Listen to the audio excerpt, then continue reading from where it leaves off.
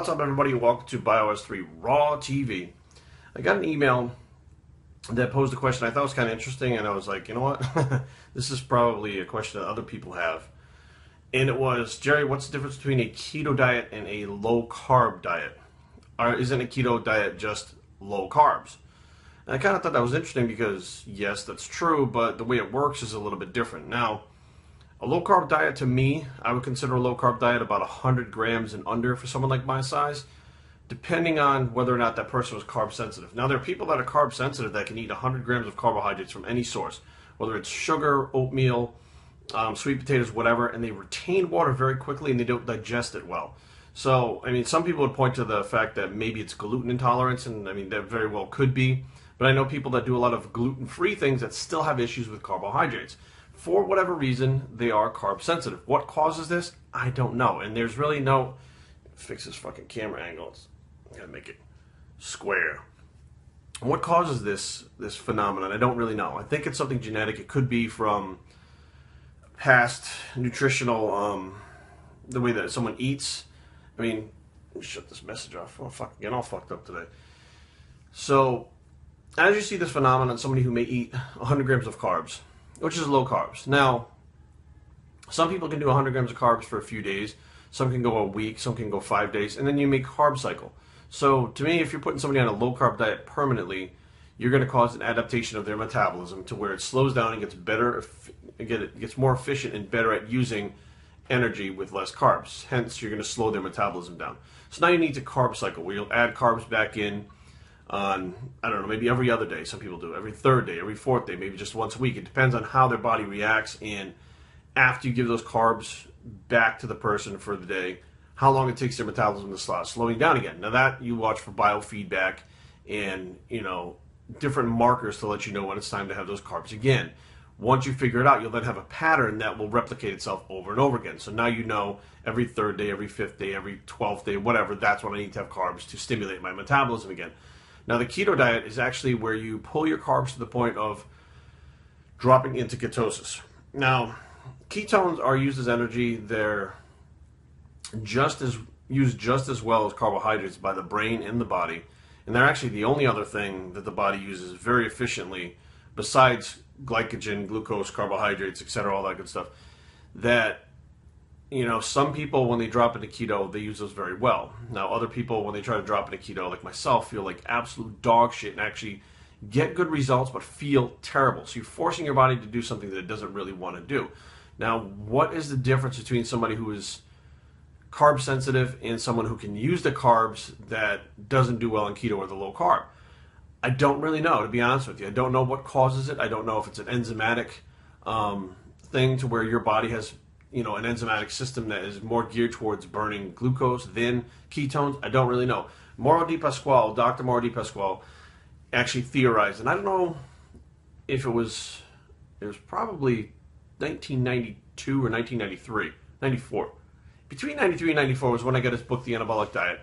And he discusses, during a keto diet, using a type of refeed, which was using clean foods if you want to, but using junk food if you want to. He's like, you know, grape juice, pizza, burgers, you know, pretty much anything that you wanted to refeed with, you could, for a certain period of time, and then you would get really bloated. Now, as you bloated up, he would say, that's your cue to go back on the keto. Pull the carbs back out and go back on keto. You've had enough. Your body's carved up. Go back on keto. Go back to trying to drop back into deep ketosis. Now, he theorized that different people would have different shifts in enzymes, so to speak. So you're not going to technically run out of enzymes. Because I said this in one video, and the wingnuts came fucking firing at me going, you never run out of enzymes, Jerry. Now, this is true. But as your body adapts, which it has to adapt, it does that all the time, consistently, throughout the day, every day, 24 hours a day, 7 days a week, 365 days a year, it's adapting. Until you're dead, Until you're dead, it adapts. Now, if you're feeding your body high-fat foods, high-protein foods, and you're not eating carbohydrates, your body's not going to have all those shitloads of enzymes that it would normally have around to break down the carbohydrates and digest them and use them just laying around. It's not going to just keep them there. Your body, much like when you put testosterone in it from an external source, reduces the amount of testosterone that it makes. Why? Because it doesn't need it. So it actually reduces, theorized by Di Pasquale, reduces the amount of carbohydrate breaking down enzymes that it has, and actually increases the amount of enzymes to break down the fats and the proteins. Hence the steak and the beef, and the ground beef, turkey, chicken, the different meats. Now, one way that we can look at this is actually, we know for a fact that the body increases stomach acid to break down those high protein foods. If you were a vegetarian and you're not eating those meats, the body actually will make a lot less acid to break down those vegetables. So we know that this happens inside the body, and it's been proven, but I don't think anybody's really tested the enzymatic systems to find out how long it takes, if it in fact runs out of enzymes, if it in fact can have an overabundance for whatever reason. But we see this time and time again when an athlete will go on a keto or very low carb diet for long periods of time. And then within a couple of days after their competition, they're eating a lot of foods that they don't normally have, usually carbohydrate and sugar-laden foods.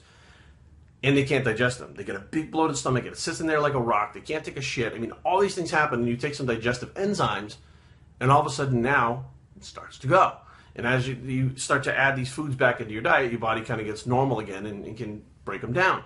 But if you literally just went from proteins strictly to carbohydrates and pull the proteins out, it would be a little bit before your body could figure out how to do that. Why do you think that happens? If you had all these enzymes in your body that never went away, you should be able to digest that food no problem. But that's not a fact. So again, these are all theories that DePasquale and other people that were big on the ketogenic diet have, and it makes sense. Okay, so for the wingnuts that are out there right now going, Jerry, enzymes don't run out. Your body adapts, it changes, and they've proven this time and time again. So the keto diet is when you drop so deep into ketosis, or you drop into ketosis, your body burns ketones for energy. And the low carb diet itself, you don't actually reach ketosis, but I find that more or less people that are on a low carb diet that feel okay, usually we feel better on the keto diet. And the people that are on the low carb diet that feel like shit usually feel a lot better on the keto diet. Those are the carb sensitive people. Now, you have someone like me who feels like shit on the low carb, you put them in keto, they feel like shit, you give them the carbs back, they feel better. So there's definitely at least 3 different body types going on there, or enzymatic systems, or whatever the fuck it is, because I'm not a scientist, that are specific to the individual. Now, you may have 10 people and 5 of them are one way, 3 of them another. I mean, it varies from person to person, but you don't know until you try these things. Like if you're eating 300 grams of carbs, drop down to 100 for 5 days. See how you feel. After that 7 days. After that 7 days, drop to keto for 14 days to make sure you're in deep ketosis.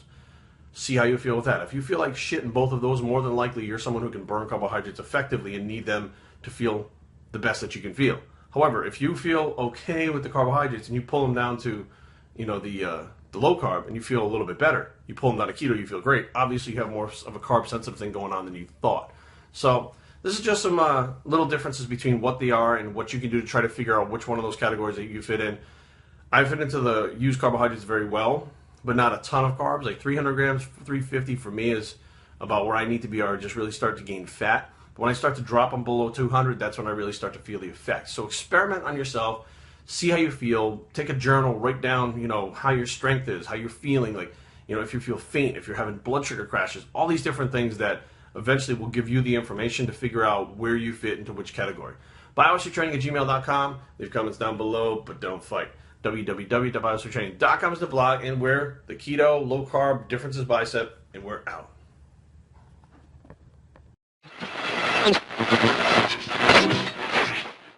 ExtremeLiving.biz would like to announce that we are bringing Jerry Ward of BioS3 Training and Jason English of Big J's Extreme Fitness to our booth at the 2014 Blue Ridge Fitness Festival, where Mark the Machine Lowbliner will hold the ANBF Natural Bodybuilding Show. More information can be found at ExtremeLiving.biz. See you there.